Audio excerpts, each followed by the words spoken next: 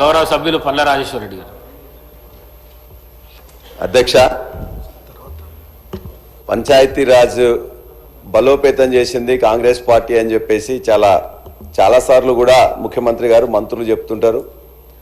ఇవాళ మేమందరం కూడా సర్పంచులకు చేయట్లేదని చెప్పేసి చివరి సంవత్సరంలో 2023 సంవత్సరంలో అనేక సర్పంచులను హైదరాబాద్ తీసుకొచ్చేసి మొత్తం కూడా చేసింది ఆనాటి కాంగ్రెస్ ప్రభుత్వం. మేమందరం కూడా నిజంగానే అనుకున్నాం, రాగానే వాళ్ళందరికీ ఏదో మద్దతుగా ఉండి చేస్తారు కదా అని చెప్పేసి.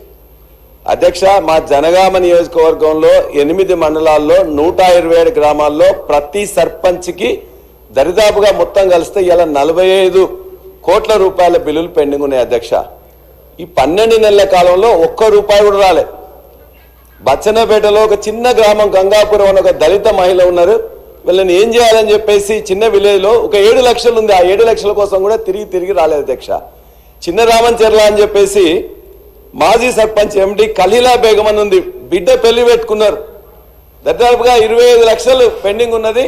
మొత్తం కూడా వాళ్ళ ఇంట్లో ఉన్న బంగారంగా అది కూడా పెట్టుకున్నారు. కుదవబెట్టడానికి ఇలా లేని పరిస్థితి.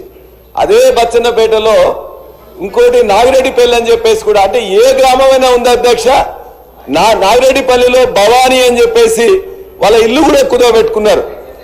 ఒకరు బంగారం కుదవబెట్టుకున్నారు. అధ్యక్ష, మేము చేయలేదని చెప్పేసి మీకు అధికారం ఇచ్చిండ్రు.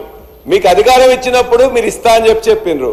కాబట్టి ఇవాళ నా నియోజకవర్గంలో ఉండే 127 సర్పంచులకు రావాల్సిన బిల్లులను దయచేసి ఒక వారం రోజుల్లో 10 రోజుల్లో ఇవ్వాల్సిందిగా మీ ద్వారా మంత్రి గారిని నేను కోరుకుంటున్నా.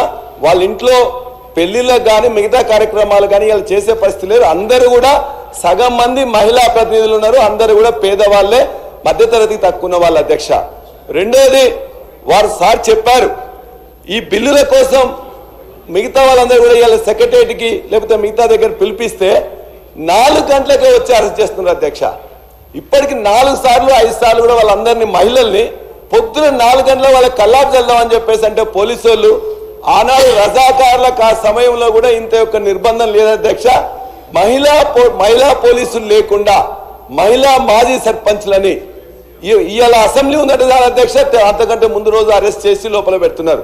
దయచేసి మీరు బిల్లులు ఇచ్చి వాళ్ళ యొక్క నిరసన తెలియకుండా చేయండి.